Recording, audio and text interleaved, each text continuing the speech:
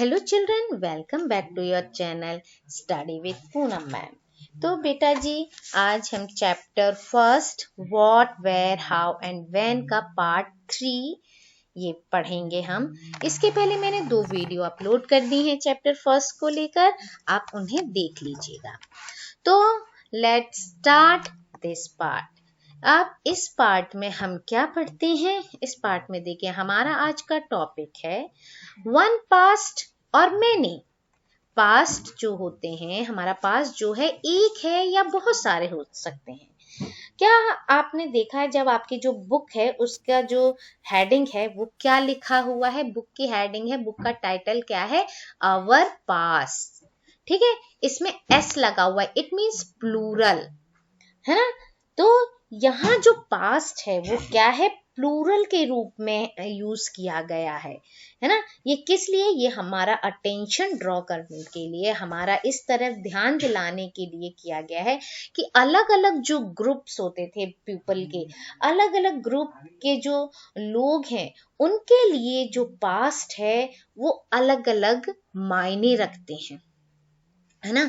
उनके लिए अलग अलग मायने रखते हैं। हर इंसान के लिए उनका पास्ट जो है अलग अलग मायने रखता है ग्रुप का।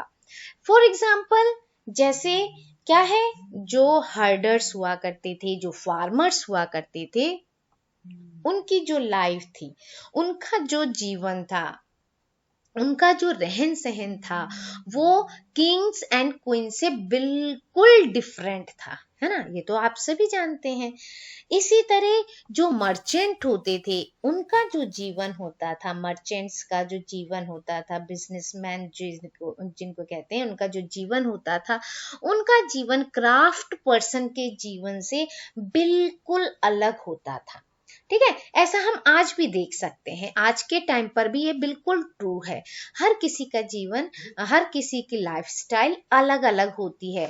ये डिपेंड करता है कि वो डिफरेंट प्रैक्टिसेस के ऊपर, डिफरेंट कस्टम्स के ऊपर, डिफरेंट स्टेट्स के ऊपर, डिफरेंट प्लेसेस के ऊपर, ये किसी भी चीज के ऊपर डिपेंड कर सकता है। डिफरेंट कंट्रीज हो सकती हैं, है ना। हर कंट्री के अपने कस्टम्स होते हैं, हर कंट्री की अपनी रीति रिवाज होते हैं। कंट्री तो छोड़िए, आप अपने इंडिया में ही देख लीजिए, कश्मीर से लेके कन्याकुमारी तक, गुजरात से लेकर यहाँ आसाम और मेघालय वगैरह तक आप देख लीजिए।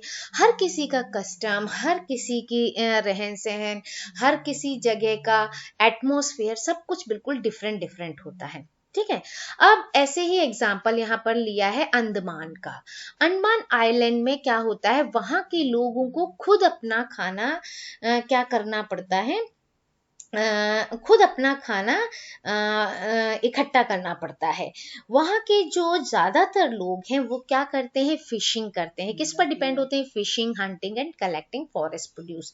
मतलब जो जंगलों में फल फूल होते हैं, उनको कलेक्ट करके वो अपना जीवन निर्वाह करते हैं, अपना जीवन चलाते हैं। फिशिंग करके अपना जीवन चलाते हैं, हंटिंग करके अपना जीवन आज भी वो चलाते हैं।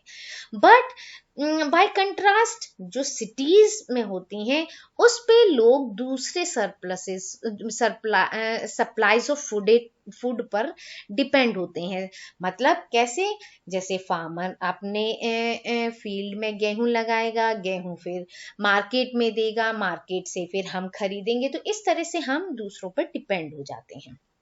लेकिन वहां खुद अपन फॉरेस्ट में जाते हैं, फल फूल तोड़ कर लाते हैं, हंटिंग करते हैं, फिशिंग करते हैं। जो जितना कर लेगा अपने लिए, वो अपना अपना क्या करते हैं? इकट्ठा कर लेते हैं।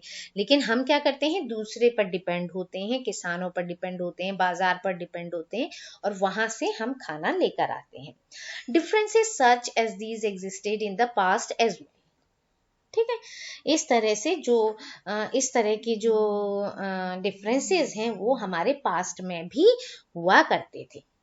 अच्छा, इन सब के अलावा एक अलग तरह का डिफरेंस भी होता है। जैसे हम जानते हैं कि great deal about Kings and the battles they fought because they kept records of their victories. अब जो उस पुराने समय के जो राजा वगैरह होते थे, वो अपनी विक्ट्रीज का, वो अपनी जीत का क्या करते थे, रिकॉर्ड रखते थे। किस तरह से उन्होंने युद्ध किया, किस तरह किस टाइम पर युद्ध किया, किस ईयर में युद्ध किया, डेट्स, ये सारी चीजें वो क्या करवाते थे, एक रिकॉर्ड रखवाते थे कि हमने किस राजा से लड़ाई की, किस दिन लड़ाई की, क्या डेट थी, क्या मंथ था, है ना, कौन सा ईयर था। इस तरह से वो जनरल चीजें सब अपनी ये सारी चीजें रिकॉर्ड करवा के रखते थे। लेकिन जो ऑर्डिनरी पीपल होते हैं, ordinary people means like hunters, fishing folk, gatherers, farmers, herders, ये सारे लोग जो होते हैं ये ऐसा कोई काम नहीं करते थे, मतलब ऐसा कोई रिकॉर्ड नहीं रखवाते थे। वो किस तरह से काम करते हैं या उनका जीवन कैसा होता है, ये कोई भी रिकॉर्ड उनके पास नहीं होता है, वो नहीं रखवाते। तो इन सब की जानकारी हमको किससे मिलती है, जो आर्कियोलॉजिस्ट होते हैं वो स्टडी करके जो लिखते हैं या जो बुक्स बनाते हैं, उनकी हेल्प से हमको उनके बारे में पता चलता है, उनके जीवन के बारे में पता चलता है। और इनके बारे में अभी भी बहुत कुछ हमें नहीं पता है, हमें बहुत कुछ जानना अभी बाकी है ना।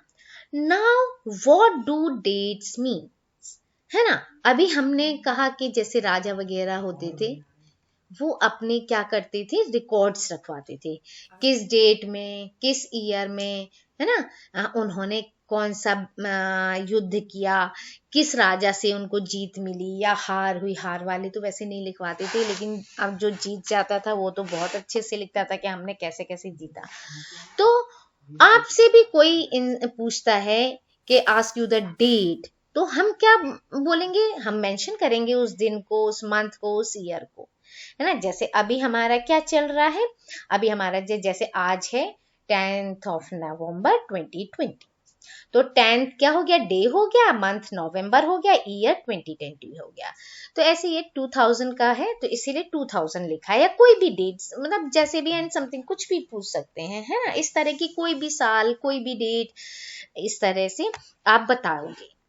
These years are counted from the date generally assigned to the birth of Jesus Christ, the founder of Christianity. यानी जो क्या कहते हैं, जीसस क्राइस्ट थे, जो क्रिश्चियनिटी के फाउंडर थे, उनके डेट से, है ना, उनका जो डेट ऑफ बर्थ है उससे काउंट किया जाता है। उससे काउंट किया जाता है कैसे, जैसे जिस ईयर में उनका बर्थ हुआ था उस ईयर के पहले यानी बिफोर क्राइस्ट, और उस ईयर के बाद यानी after Christ. Before Christ BC, after Christ AC. ठीक है। अब जैसे 2000 है ना, यहाँ ईयर जैसे 2000 दिया है, it means year after the birth of Christ. After the birth of Christ, Christ के बर्थ के बाद के 2000 ईयर्स, है ना। तो जितने भी उनके बर्थ के बाद के हैं वो हम लिखेंगे AC. And all dates before the birth of Christ are counted backward and usually have the letters BC, means before Christ. इस तरह से हम dates को यूज करते हैं या लिखते हैं या समझते हैं। ठीक है, ये हो गया before Christ BC, after Christ AC.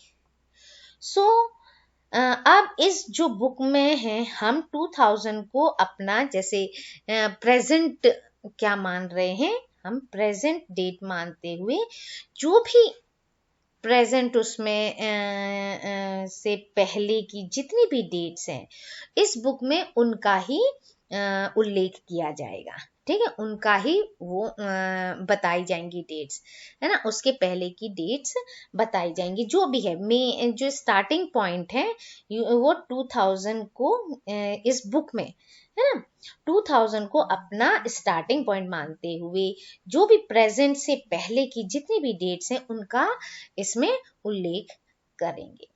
Okay, सो बेटा जी इसमें इतना ही।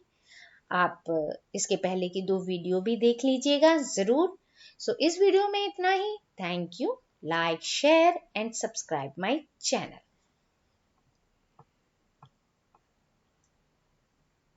इसमें भी आपने वही